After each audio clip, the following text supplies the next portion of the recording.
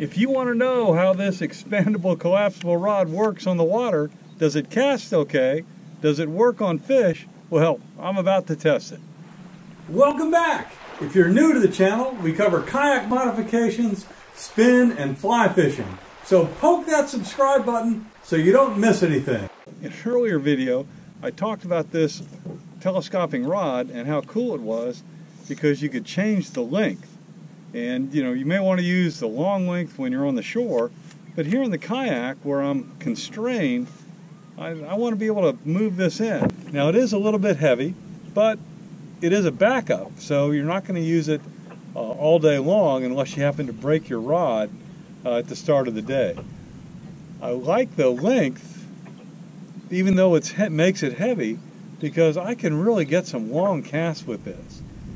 Although it doesn't say what it is, it feels like it's kind of a medium to medium heavy, and with the tip and the last couple extensions, it feels like it's a fast action.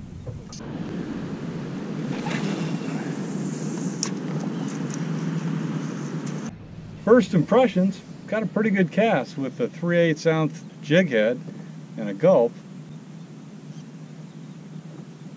Balance feels okay. Well, let's fish with it today and see if it can catch a fish for me. It's pretty long. It's 2.7 meters, which is just short of 9 feet. But that's good for a long cast. I'm fishing my Cadence CS10 reel with Art and Gliss on there to make sure I get a good cast. Let's keep working it. Okay, so here's a situation where I need to get a little more leverage to get a better cast from an awkward angle. So I was able to pull this out, and now I can grab down here at the bottom and really get a good fling.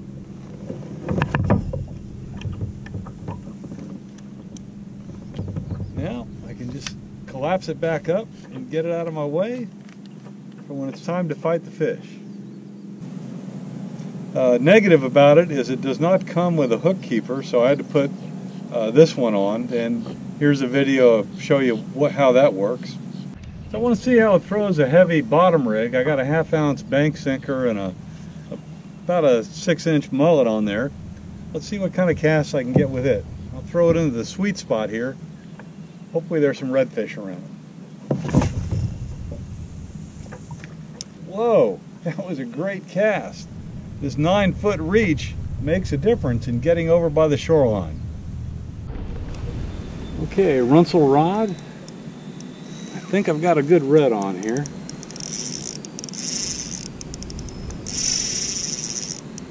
Reel screaming. I've got it braced against my forearm.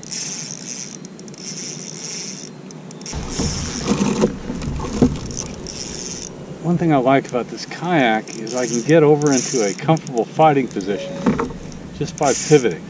Sure hope it's not a dang stingray. Well, let's see how it behaves as I work this fish back to the boat. Oh, I can tell it's a stingray right now. I see the tail flopping out there. But it's a good way to stress the rod. The good thing about stingrays when you're sitting in ambush is they always come in first and then the redfish follow. But this rod is working okay.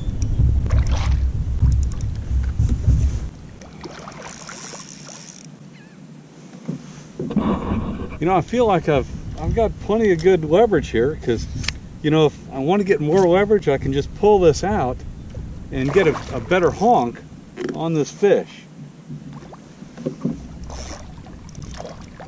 So what do you think about this rod? Do you think this is neat? I want to get this stingray off. I don't like them, but I think this is the perfect collapsible rod for a kayak. I need the leverage, I've got it. If I don't need the leverage, it's up. What do you think? Throw your comments down below. I got to get this stingray off.